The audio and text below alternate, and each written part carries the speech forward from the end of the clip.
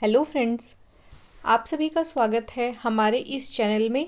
और हमने operating system को स्टार्ट कर रखा था।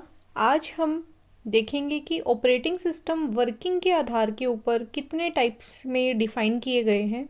इनको एक्चुअल में डिफरेंशिएट किया गया है कि किस तरह से ये काम करते हैं, क्या क्या इनकी वर्किंग के तरीके रहते हैं, और वर्किंग के बेस पे हमने इनको अलग अलग टाइप से डिफाइन कर दिया।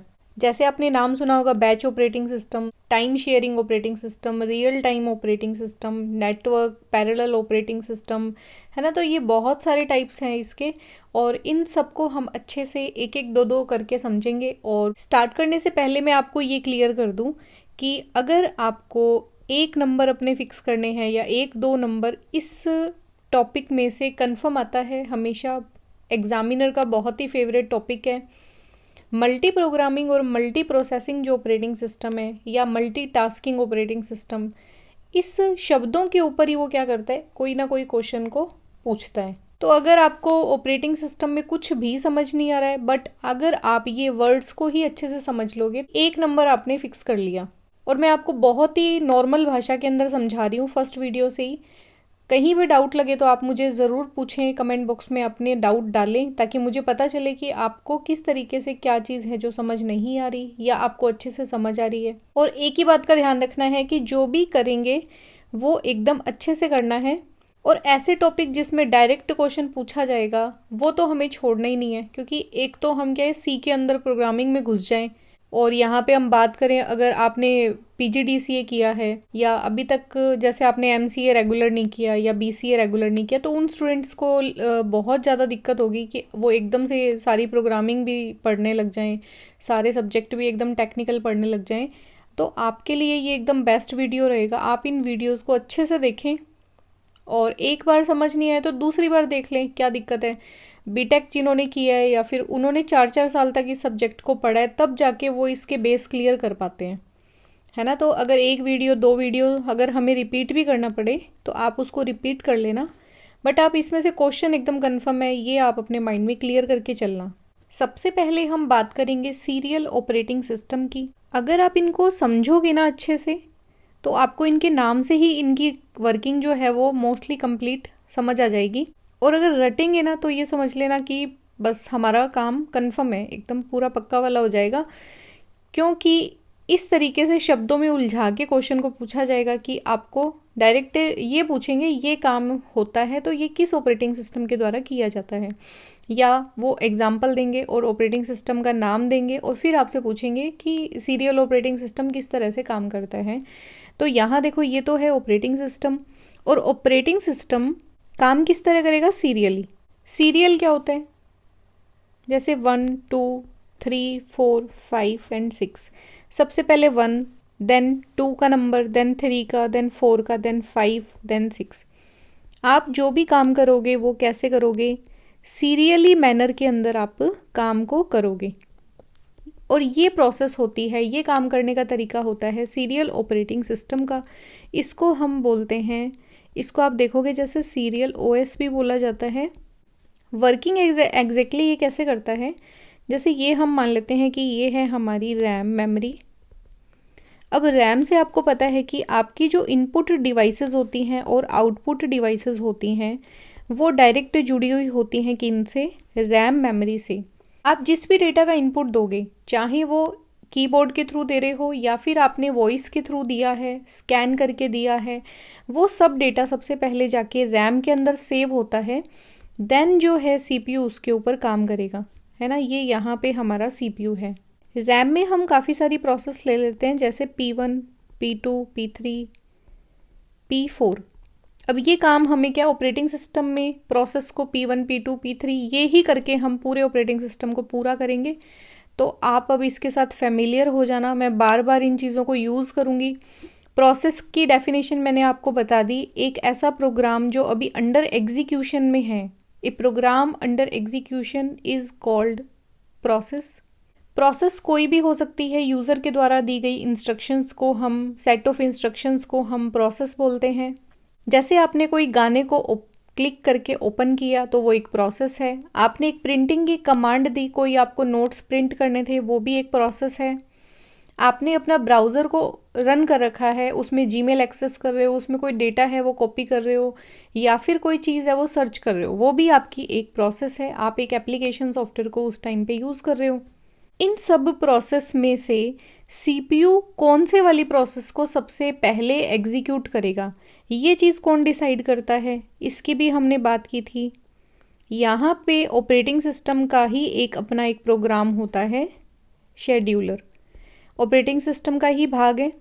ऑपरेटिंग सिस्टम जैसे बात की थी हमने, एक सॉफ्टवेयर है, उसके अंदर बहुत सारे कलेक्शन में छोटे छोटे प्रोग्राम्स हो सकते हैं, जिनकी सबकी अपनी अपनी एक अलग काम करने की रिस्पॉन्सिबिलिटी है। जैसे उसमें से एक है शेड्यूलर, तो शेड्यूलर क्या करता है, रैम में से कौन सी प्रोसेस को सेलेक्ट करके हमें सीपीयू तक पहुंचाना है, ताकि सीपीयू उसके ऊपर अपना टाइम दे सके, उसे एग्जीक्यूट कर सके, उसे प्रोसेस कर सके, और एक तरह से बात करें तो सीपीयू अपना टाइम यूज़र को दे सके। इसमें मैं आपको एक एग्जांपल देती हूँ। जैसे आप है ना कोई वर्ड की फ़ाइल के ऊपर काम कर रहे हो, ये फ़ाइल नंबर 1 है, ये फ़ाइल नंबर 2 है, और ये फ़ाइल नंबर 3 है। तो जब आप इस वाली फ़ाइल पे काम कर रहे हो और अचानक से आपको पता चला कि मुझे फ़ाइल नंबर 3 पे कोई डेटा है, उसे एक्सेस करना है, तो आप जैसे ही इस वाली फ़ाइल को ओपन करोगे, तो आप ध्यान देना कभी कि यहाँ से जब आप यहाँ पे क्लिक करोगे ना, तो कुछ सेकंड के लिए एक बार आपकी फ़ाइल लोड होने में टाइम लेती है। इसका मतलब ये हुआ कि यूज़र पहले इस वाली फ़ाइल पे काम कर रहा था, बट अब यूज़र की रिक्वायरमेंट चेंज हो गई और वो इस वाली फ़ाइल पे काम करना चाहता है।